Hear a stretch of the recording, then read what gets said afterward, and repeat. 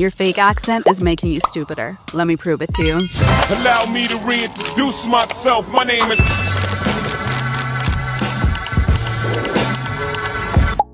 I know. It's so rude and totally offensive. But hear me out. Pronounce this.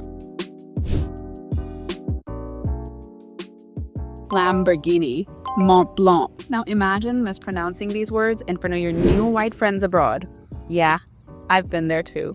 Mispronouncing all the words wrong all the time because that's how we said it in India. The problem is actually with the system that makes people feel like their voice and accent is not enough. Because honestly, your accent does not represent you. Your thoughts do. But in today's world, we actually care more to sound like an intellectual than to actually read, learn, and be an intellectual. Everybody wants others to think that they're polished and affluent and well-spoken. कैसे Squid Games खेलने पड़ते हैं हर दिन. And somehow, the accent has become a part of this game.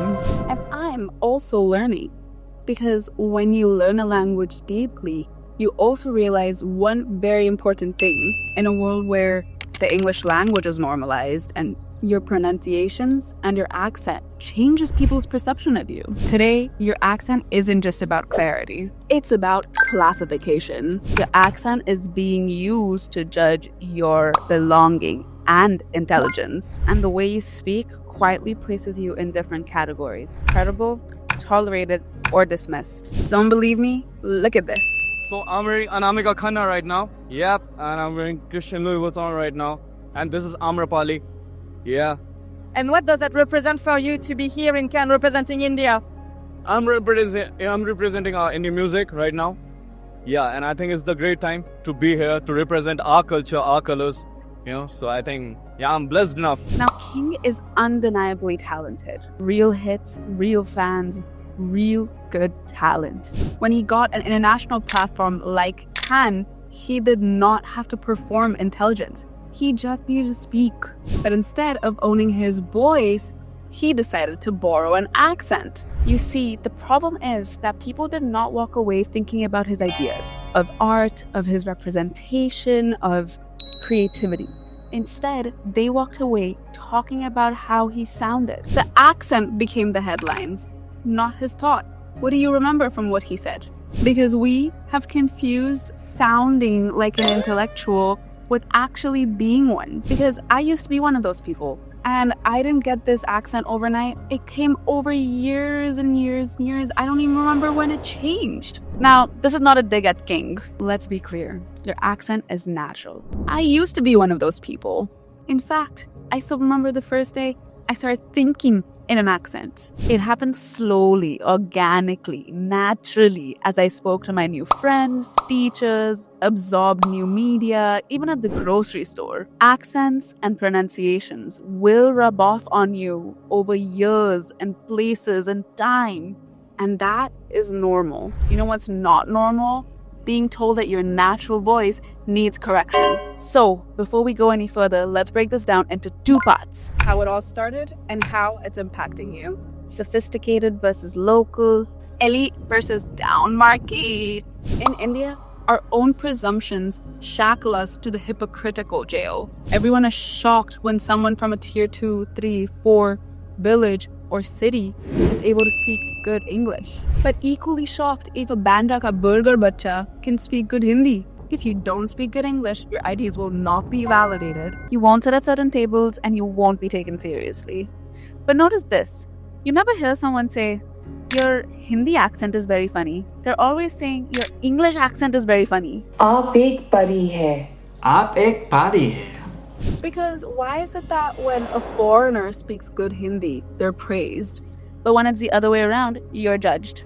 You've probably heard this growing up. He's not Hindi medium school, okay? This is English medium, talking English. That statement is not about language. That's about power. What it really means is that the way you naturally speak is not accepted here. Colonization to 15th August 1947 ko khatam ho gayi thi, but mentally we're still constantly taking notes from the West and playing catch up. Especially as an Indian immigrant, that's where code switching comes into play.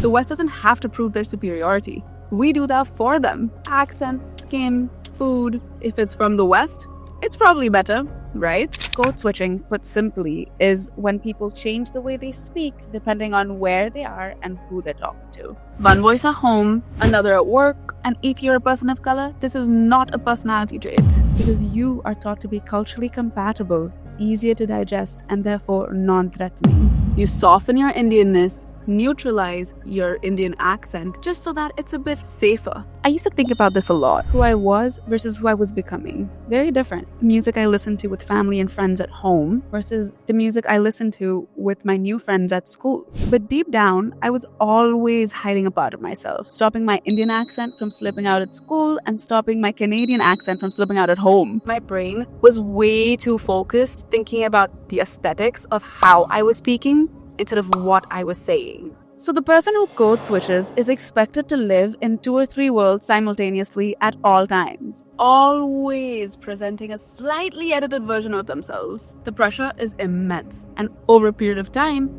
you're not just editing your accent, you also start editing your thoughts. Now, here's something that really bothered me. When European Melania Trump keeps her accent, it's called elegant, exotic, and charming.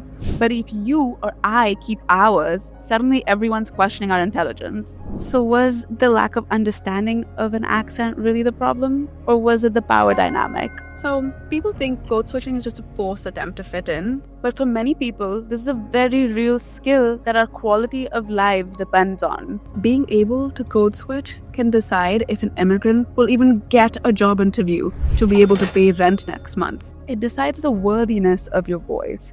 Will you be dismissed or will you be taken seriously? And for some people of color, code switching could be the difference between life, death, and survival. Sandra Bland. Bland was stopped for failing to signal a lane change. Oh, you seem very irritated. I am. I really am. She's speaking a form of standard or mainstream English. Step out of the car. But yet, the conversation escalates and goes badly very quickly. Drag me out of my own car. Get out of the car! And then you I will light you up. Get out! Wow. Now! Even leaders and politicians do it. You know, this is her top 5 accents. The suffering of other people. Jamaican gal them. No sense of purpose. If his attention was her accent that people said was not her usual voice. So many friends. I love you back. I love you back. She's just missing Papi. Hello to all my divine 9 brothers and sisters and my Sister girl can't come up. People, look, you may not be a union member. You better thank a union member. You better call somebody. 5-day work week. You better thank a union member for sick leave. You better thank a union member for paid leave. You better thank a union member for vacation time. You know, everywhere I go, I tell people, you may not be a union member, but you better thank unions for that 5-day work week. Okay, and this is her in her most normal, her most natural state. Thank unions for paid family leave. Thank unions for your vacation time. Not because they're fake, but it's because the world chooses to respond to them differently based on different versions of themselves they're presenting to people. Because even within the English language, we all know there's the classic British versus American English. So there's a huge difference in the way things are pronounced. But did you know, even within the standard American English language, there are hundreds of different dialects. Because you can be professional in every single dialect. Yep. You can be casual in every single dialect. You can be vulgar in every single dialect. I think we should be able to ask people to be professional at work. Yeah. But I don't like it whenever we say be professional at work, but what we mean is only standard American English is acceptable. Yeah. All the other cultures are not acceptable. I don't like that. I don't like that either. And definitely tell your chacha who makes fun of you कि ओहो एक साल बाहर रहने के बाद accent कैसे आ गया? There is nothing wrong with code switching. So that got me wondering, what if there's a world where your accent doesn't define you and diversity doesn't come with conditions, where minorities are not just accepted when we re-assimilate, but instead our accents and words are seen as our experience? What if when we hear someone slip up and say, "Arre yaar," what if we get curious about their history and their worldviews instead of questioning their intelligence? Because at the end of the day, that your accent is not making you any more intelligent. And it's definitely not making you more stupid. Relax. Your ideas do. And maybe the real problem was never how we speak, but who we were taught we needed to sound like.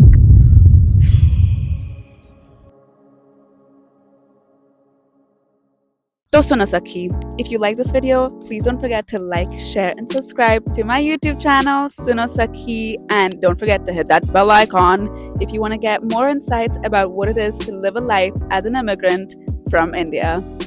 Anyway, love you. Okay, bye.